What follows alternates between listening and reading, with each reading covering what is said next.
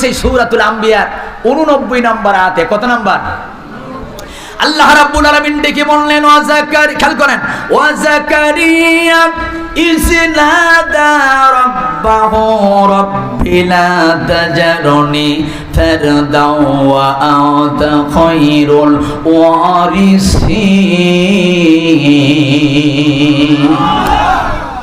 আল্লাহ পাক বলেন আমার জাকারিয়া নবীর কথা স্মরণ করো।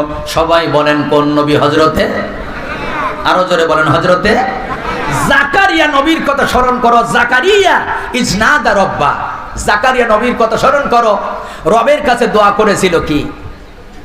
তাফসীরের কিতাবের মধ্যে দেখলাম আল্লাহর নবী জাকারিয়া আলাইহিস সালাতু ওয়াস সালামের প্রায় 90 বছর বয়স, চুলগুলো পাকা, দাড়িগুলো পাকা, গায়ের চামড়া ঢেলে, এখনো পর্যন্ত সন্তান হলো না।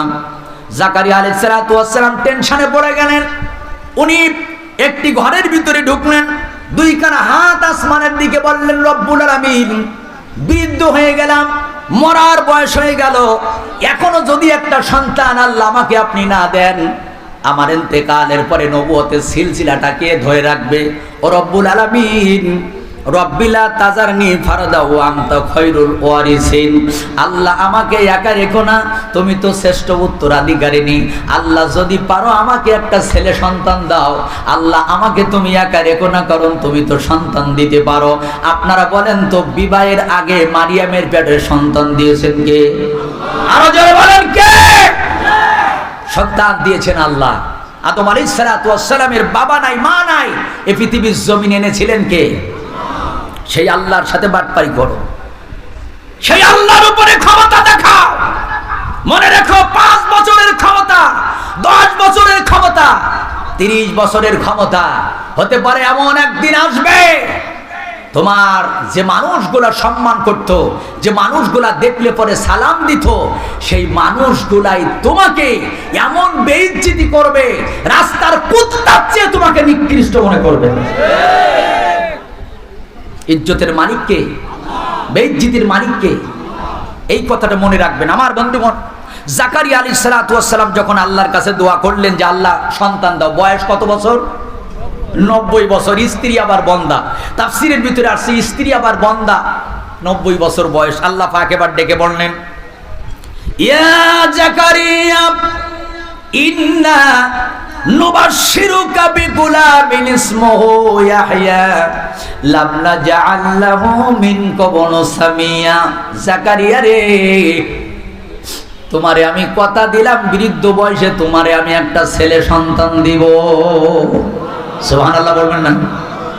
ছেলে সন্তান দিবে কে? তবে জাকারিয়া মনে রেখো, তোমার সন্তানের নামটা তুমি রাখতে পারবে না, তোমার পরিবার রাখতে পারবে না। এ জাকারিয়া, বৃদ্ধ বয়সে তোমারে আমি সন্তান দেব, তোমার সন্তানের নামটা আমি আসমান থেকে রেখে দেব ইয়াহইয়া লাম নাজআল লাহু মিন ক্বাবলু সামিয়া। এত সুন্দর একটা নাম, এত আনকমন নাম জাকারিয়া রে, এই পৃথিবীর শুরু থেকে পর্যন্ত এই নামে আমি আল্লাহ কাউরে দেই নাই, কাউরে ডাকিও নাই। তোমার সন্তানকে ভালোবেসে ইয়াহইয়া নামটা দিয়া দিলাম। জাকারিয়া রে, বৃদ্ধ বয়সে সন্তান চাইছো, সন্তানও দিলাম, আবার তোমার সন্তানের নামও আমি আল্লাহ রেখে দিলাম। একবার জোরে বলা যাবে কি সুবহানাল্লাহ? আমার বন্ধুগণ, নাম কিন্তু গুরুত্বপূর্ণ একটি পয়েন্ট, মনে রাখবেন। রাসূল আকরাম সাল্লাল্লাহু আলাইহি ওয়াসাল্লাম বলেছেন, এ আমার সাহাবীরা, তোমাদের যখন সন্তান হবে জন্মের 7 দিন পরে আকিকা করবা এবং একটা ইসলামিক নাম রাখবা। জোরে বলেন কি নাম? ইসলামিক নাম। কেন? মা বোনেরা খেয়াল করেন, মন চাইলেই নাম, আপনারা খেয়াল করেন, মন চাইলে সন্তানের নাম রাখবেন না। নবীজি বলেছেন ইসলামিক নাম এ কারণেই, কিয়ামতের ময়দানে যার নাম যা, আল্লাহ পাক সেই নাম ধরে ধরে ডাক দিবেন। হতে পারে নামের বরকতে একেবারে শেষে আল্লাহ পাক তারে মাফ করে দিতে পারেন। সুবহানাল্লাহ বলুন। কিন্তু আমার বাংলাদেশে, ডিজিটাল বাংলাদেশে এখন সন্তানদের নামগুলো ডিজিটাল হয়ে গেছে। মুসলমানের সন্তানের নাম হলো জ্যাক। কি বলেন তো? জ্যাক। এখন ছেলের নাম যদি হয় জ্যাক, কিয়ামতের ময়দানে আল্লাহ ডেকে বলবে, বাবা জ্যাক, তোর জাহান্নামটাকে তাকাই তাকাই দেখ। ঠিক কিনা বলেন? মুসলমানের ছেলের নাম হলো সংগ্রাম। বড় ধরনের ঝড় হলে ওর খোঁজ করা লাগে জাবদা ঘিরার গায়ে টাওয়ারের পরে, ওর নাম রাখছে বুলেট। নাম কি? বুলেট। এ কি সহ্য করা যায়? যেভাবে নামের হালাত বর্তমানে, আর কিছুদিন পরে ছেলেদের নাম হবে রড আর মেয়েদের নাম হবে সিমেন্ট। এছাড়া তো নাম খুঁজে পাওয়া যাবে না। আমি যেখানে জুমা পড়াই, ঘোগরাকাটি কেন্দ্রীয় জামে মসজিদ, জুমার নামাজ পড়ে চলে যাব, ঝিনাইদহ মাহফিলে একজন যুবক এসে বলতে, হুজুর দাঁড়ান, 10টা মিনিট সময় হুজুর একটু দেন। আমি বললাম কি না জানি হয়েছে? কি রে ভাই? হুজুর আল্লাহ পাক একটা ছেলে সন্তান দিয়েছে, হুজুর একটা ইসলামিক নাম রেখে দেন। এখন ইসলামিক নাম রাখতে গেলে আলেম ওলামা কি করবে? শ্রেষ্ঠ নাম আব্দুল্লাহ, আব্দুর রহমান। আমি বললাম ভাই দুটো নাম আছে খুব ভালো নাম, আব্দুল্লাহ, আব্দুর রহমান, এটা রাখেন। এই দুটোর থেকে একটা। কিছুক্ষণ পরে বলল, হুজুর দুটো নাম বললেন, এই দুটো নামের ভিতরে কিরম বয়স্ক বয়স্ক একটা ভাব লাগে। ও কি মুনিশি জাত ও আপনারা বলেন?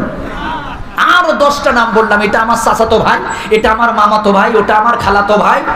হুজুর একটা আনকমন নাম বলেন। শুধু বলে হুজুর একটা আনকমন নাম বলেন, তার মানে ও চাচ্ছে আমার সন্তানের এমন একটা নাম হবে বাংলাদেশে আর কারো যেন না থাকে। আমার মেজাজটাও খারাপ হলো, আর একটু মজা করে বললাম ঠিক আছে, আপনার ছেলের এমন একটা নাম রাখবেন বাংলাদেশে আর কারো নাই। বলে হ্যাঁ হুজুর এই নামটা বলেন। আমি বললাম আপনার ছেলের নামটা আবু জেহেল থাক। আচ্ছা আবু জেহেল কি বাংলাদেশে কারোর আছে? অথবা ফিরাউন আছে কারোর? আমি ওয়াজ শোনেন, এর ভিতরে অনেক কিছু পাওয়ার আছে। আমি যদি আপনাকে বলি চাচা 1 লাখ টাকা দেবো, আপনার ছেলের নামটা আবু জেহেল রাখেন, আপনি কি রাখবেন? আমি যদি বলি 1 বিঘা জমি রেখে দেবো আপনার নামে, রেজিস্ট্রি করে দিব, আপনার ছেলের নাম ফিরাউন রাখেন, আপনি রাখবেন না? বলবেন হুজুর আবু জেহেল, ফিরাউন, নমরুদ, ও যতই আমরা উচ্চারণ করি না কেন ও কিন্তু মোহাব্বতের সাথে না ঘৃণার সাথে। জোরে বলেন কথা ঠিক কিনা?